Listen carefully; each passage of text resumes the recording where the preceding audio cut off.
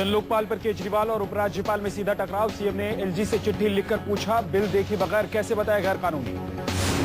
आम आदमी पार्टी का दिल्ली के उपराज्यपाल पर बड़ा हमला। आप नेता आशुतोष का नजीब जंग पर कांग्रेस के एजेंट के तौर पर काम करने का आरोप। सॉलिसिटर जनरल से बात लीक होने पर उठाया सवाल। दिल्ली सरकार के जन लोकपाल को असंवैधानिक करार देने वालों पर बरसे केजरीवाल। कहा, भ्रष्टाचारियों को जेल भेजने की दिल्ली सरकार की तैयारियों के खिलाफ की जा रही है साजिश। केजरीवाल सरकार ने बढ़ाई शीला दीक्षित की एक और मुश्किल। 184 करोड़ के रिंग रोड घोटाले की होगी जांच। ACB खंगालेगी files. बीजेपी का आप पर तेवर सख्त। बीजेपी नेता वीके मल्होत्रा बोले, केजरीवाल सरकार ने संविधान के तहत काम करने की ली थी शपथ, लेकिन उसके सभी निर्णय असंवैधानिक। दिल्ली में जन लोकपाल बिल को लेकर आम आदमी पार्टी और कांग्रेस के बीच टकराव जारी। कांग्रेस के विधायकों ने दिल्ली के उपराज्यपाल नजीब जंग से मुलाकात की। कांग्रेस नेता अरविंदर सिंह लवली ने कहा कि उन्होंने उपराज्यपाल से अनुरोध किया है कि केजरीवाल को असंवैधानिक बिल लाने से रोका जाए। कांग्रेस के मुताबिक केजरीवाल का जन लोकपाल बिल असंवैधानिक है और कांग्रेस किसी भी हाल में इसका समर्थन नहीं करेगी। इससे पहले सॉलिसिटर जनरल मोहन परासरन ने भी उपराज्यपाल नजीब जंग को खत लिखकर जन लोकपाल बिल को असंवैधानिक करार दिया था। उपराज्यपाल ने सॉलिसिटर जनरल से जन लोकपाल बिल पर राय मांगी थी। कांग्रेस की रीता बहुगुणा आपके फैसले के से खफा बोली, वायदे के से भाग रही है आम आदमी पार्टी और लगातार तोड़ रही है कानून। उपराज्यपाल को बदनाम करने के लिए कुछ भी बोल रही है, लेकिन इससे मिलेगा कुछ नहीं। बेंगलुरु में बीजेपी नेता मीनाक्षी लेखी ने दिल्ली के जन लोकपाल को बताया असंवैधानिक। बोली, आम चुनाव से पहले आपका ये ड्रामा है।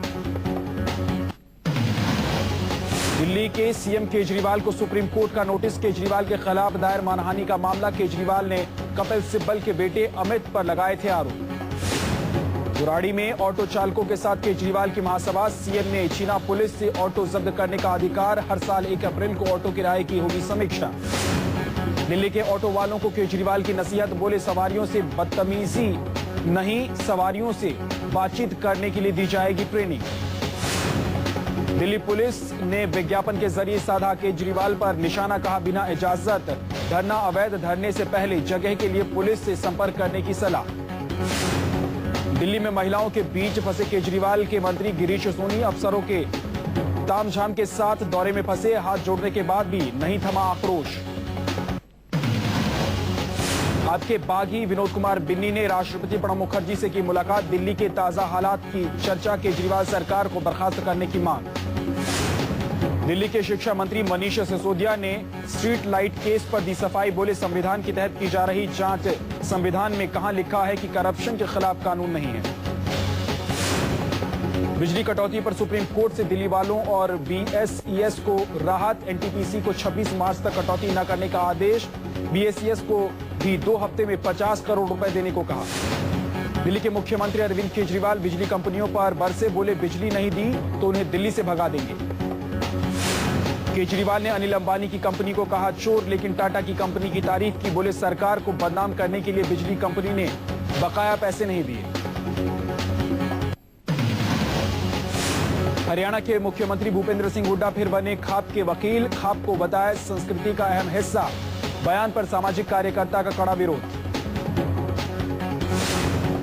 एनएफआईडब्ल्यू के जनरल सेक्रेटरी अन्य राजा ने हुड्डा पर साधा निशाना। बोले, खाप असंवैधानिक संस्था है और कांग्रेस और सियासी पार्टियां फायदे के लिए करती रही है समर्थन।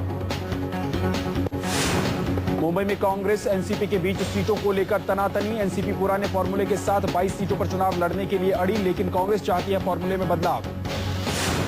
कानपुर में कांग्रेस ने संघ प्रमुख के खिलाफ किया धरना प्रदर्शन। एक मैगजीन में असीमानंद के दावे के बाद देश भर में मच गया था बवाल। मैगजीन के इंटरव्यू के मुताबिक मालेगांव बम ब्लास्ट की जानकारी मोहन भागवत को पहले से थी।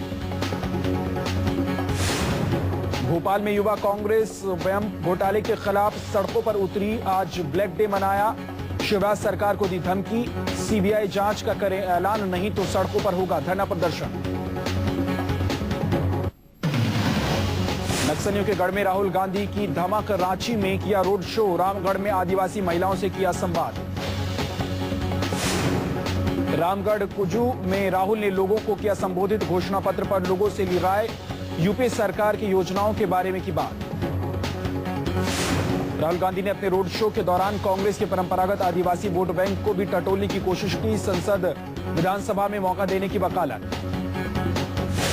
कांग्रेस उपाध्यक्ष राहुल गांधी के रोड शो से कांग्रेसी हुए उत्साहित। सुरक्षा व्यवस्था के पुख्ता इंतजाम। राहुल का झारखंड में पहला रोड शो। बाबा रामदेव ने किया राहुल पर हमला। बोले रोड शो से कोई फायदा नहीं मिलने वाला। अहमदाबाद में मुस्लिम स्ट्रीट फेयर में बोले मोदी, गुजरात के विकास में हर शख्स भागीदार। विकास यात्रा में है हिंदू मुस्लिम दो पहिए। मोदी ने बढ़ती महंगाई के बहाने केंद्र पर साधा निशाना। बोले भूखा ना इबादत और कर सकता है ना भोजन न भजन। बीजेपी सांसदों की पाठशाला लगाएंगे नरेंद्र मोदी। लोकसभा चुनाव से पहले बीजेपी की सत्ता वापसी की कवायद। बीजेपी के प्रवक्ता शाहनवाज हुसैन ने नमो चाय की तारीफ की। बोले नमो चाय चौपाल में भारी संख्या में पहुंच रहे हैं लोग। कांग्रेस नेताओं ने चाय पीना छोड़ दिया है। उनको चाय पीने पर मोदी की याद आती है। कांग्रेस नेता रेणुका चौधरी ने मोदी की रैली में लगने वाली भीड़ पर साधा निशाना। बोली भीड़ में सभी वोटर बीजेपी के नहीं। आज भी संसद के दोनों सदनों में होता रहा हंगामा। तेलंगाना मुद्दे पर हंगामे के बाद दोनों सदन लगातार तीसरे दिन नहीं चले। हंगामे की वजह से लोकसभा की कार्यवाही सोमवार तक स्थगित। वहीं राज्यसभा की कार्यवाही दो बार के स्थगन के बाद 10 फरवरी तक के लिए स्थगित कर दी गई। दोनों सदनों की कार्यवाही शुरू होते ही सीमांध्र क्षेत्र के कांग्रेस, टीडीपी और वाईएसआर कांग्रेस के सदस्य एकीकृत आंध्र प्रदेश की मांग करते हुए अध्यक्ष के आसन के समीप पहुंच गए और अपने हाथों में तख्तियां लेकर आंध्र प्रदेश को एकजुट रखने की मांग करने लगे। अकाली दल के नेताओं ने 1984 के सिख विरोधी दंगों का मुद्दा उठाया। उनके हाथों में भी तख्तियां थी जिन पर मामले में तेजी से कार्रवाई सुनिश्चित करने की मांग की। बीजेपी नेता जेपी नड्डा ने केंद्र पर किया हमला। बोले संसद के मौजूदा हालात के लिए मनमोहन सरकार जिम्मेवार। विपक्ष को बिना भरोसा करना चाहते हैं। संसद से कई बिल पास। कैबिनेट ने कुछ संशोधनों के साथ तेलंगाना बिल को दी मंजूरी। कैबिनेट से मंजूरी के बाद बिल को संसद में किया जाएगा पेश। तेलंगाना बिल को राज्यसभा में किया जाएगा पेश। बिल में 32 बदलाव के बाद सदन में रखा जाएगा।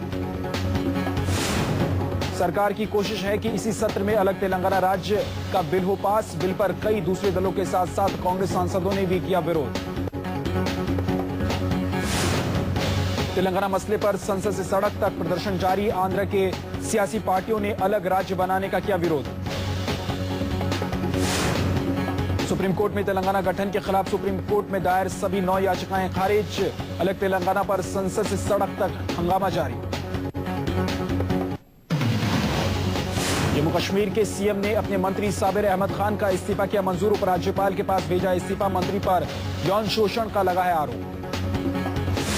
जम्मू कश्मीर के स्वास्थ्य मंत्री साबिर अहमद खान पर यौन शोषण के आरोप के बाद सियासी भूचाल। बीजेपी ने मंत्री के खिलाफ निकाला मोर्चा। टीडीपी ने भी उमर अब्दुल्ला सरकार पर साधा निशाना। कश्मीर के डॉक्टर एसोसिएशन का स्वास्थ्य मंत्री के खिलाफ धरना प्रदर्शन। साबिर अहमद खान के खिलाफ गंभीर धारा लगाने की मांग की। मुंबई हाईकोर्ट की वकील आबा सिंह ने जम्मू कश्मीर के स्वास्थ्य मंत्री पर साधा निशाना। बोली ये गंभीर मामला है और मंत्री के खिलाफ हो कार्रवाई। जम्मू कश्मीर के स्वास्थ्य मंत्री साबिर अहमद खान के खिलाफ यौन शोषण केस में एफआईआर। सचिवालय में तैनात लेडी डॉक्टर से छेड़खानी का आरोप।